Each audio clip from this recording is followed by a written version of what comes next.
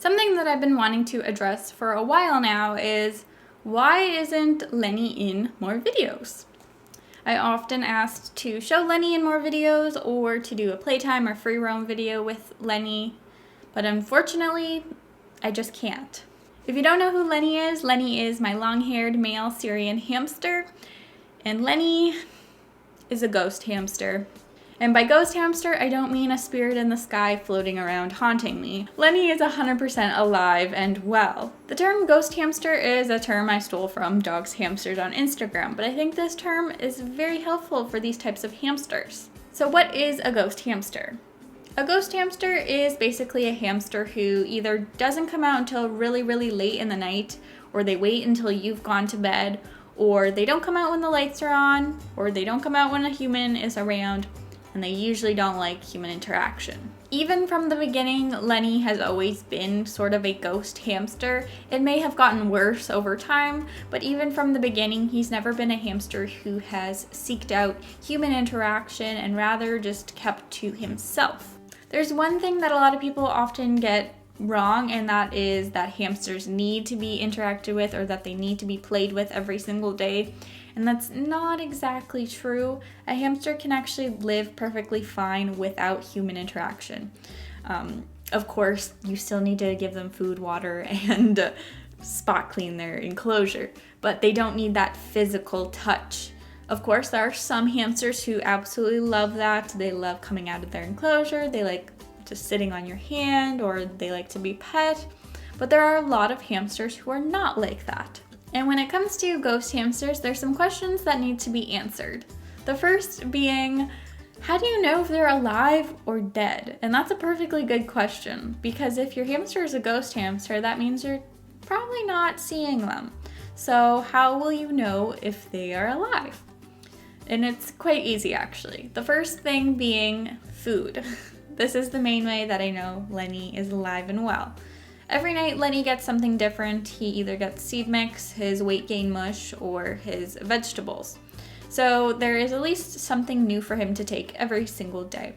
And so when I set it out, I leave, go to bed. In the morning, I check if something has been taken or if all the food's eaten. Then I'm like, great, Lenny is alive. He's fine.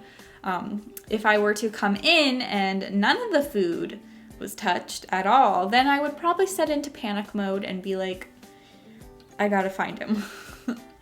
That is essentially the easiest way to figure out whether or not your hamster is still getting up and active. The next thing I recommend for honestly anybody who owns a pet or has a pet room or a nocturnal animal is a pet cam. You can honestly get a pet camera from anywhere for pretty cheap. I got mine off of Amazon for $30, and it records anytime there's movement, so that is super helpful. So often I can check in the morning, look at the app, and look through the recordings. I can go to the times that I think Lenny would be awake, and I can watch them back. And then that can tell me, okay, was Lenny awake or not? And I can see what he did in his enclosure. I can spy on him without him knowing. It's just super helpful. So that is definitely a really, really big tip if you have a ghost hamster. The next thing you can do is stay awake until your hamster is awake and sit in the dark. Or you can set an alarm to wake up at like 1 in the morning or something like that to then go check on them.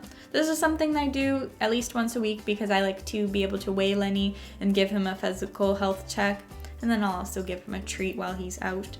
And that is essentially all the interaction that I get with Lenny is once a week. If your ghost hamster doesn't like lights or like to come out when the lights are on, I would highly recommend getting a dimmer switch. I recently just got one and it's super duper helpful because then you can just have it on the lowest dimming setting, and then that way you can still like go in and your hamster's not going to be as scared because the light is quite low, but it also makes it so you're able to see things and you're not going to trip on anything, but you can also still see your hamster.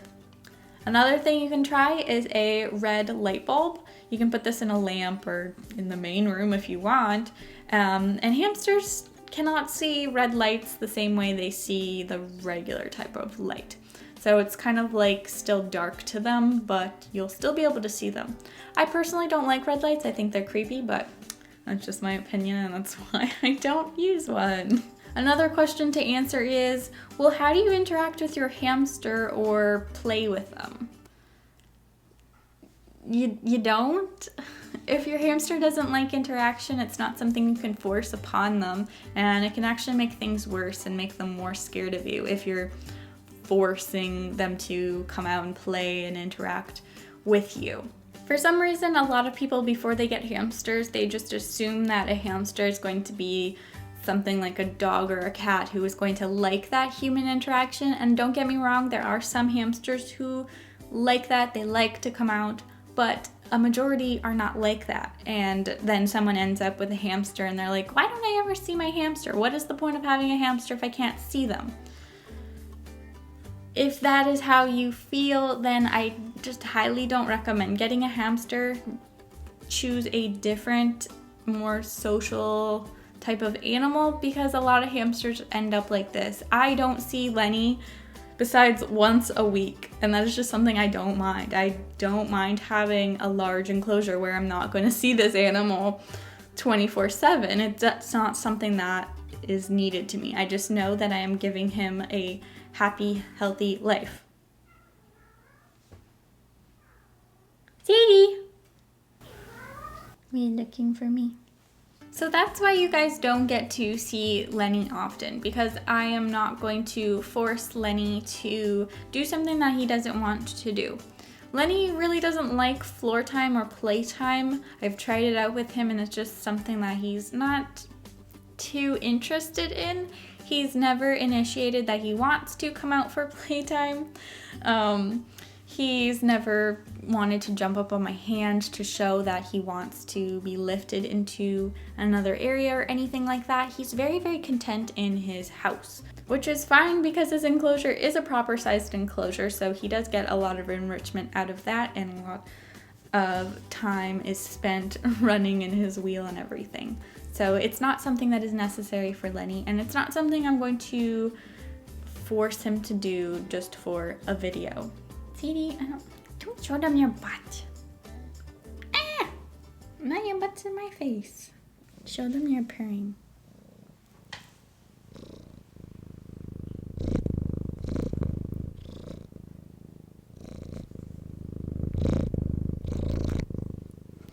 Hopefully this video was able to shed some more light on ghost hamsters, because I think they are a lot more common than a lot of people think. And if you guys have a ghost hamster, let me know in the comments down below, because I'm curious. So I will see you guys in my next video. Bye! Ugh, you need me full of hair. I love you too, but I'm filming. I love you too, Jesus.